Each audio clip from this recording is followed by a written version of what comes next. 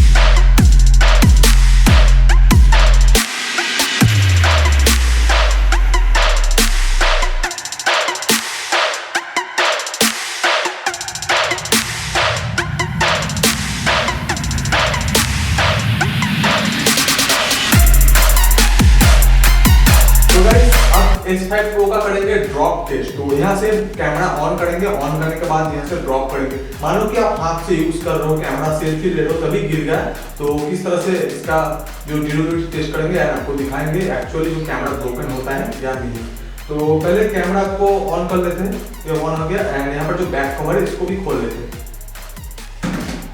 तो ज्यादातर हाँ इस साइड से हम सब यूज करते हैं सभी फोन को, तो यहाँ से हम इस फोन को गिराएंगे। तो आप देख सकते हो कैमरा ऑन हो चुका है एंड यहाँ से फोन को गिराते हैं एंड आपको दिखाते हैं इसका कैमरा एक्चुअली ब्रोकन होता है या नहीं।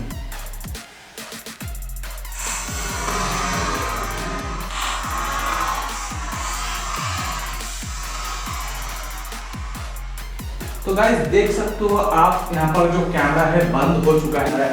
नजदीक आकर दिखा रहा हूँ, तो यहाँ पर देख सकते हो auto reacted activate is drop is detected, would you like to open it again. यानी यहाँ पर एक आपको दिखाएगा कि ये फोन आपको ड्रॉप हो चुका है एंड अगर आप चाहते हो फिर से ओपन करना तो यहाँ पर ओपन कर सकते हो। तो यहाँ पर देख सकते हो गाइस यहाँ पर भी अभी प्रॉपरली काम कर रहा है कैमरा।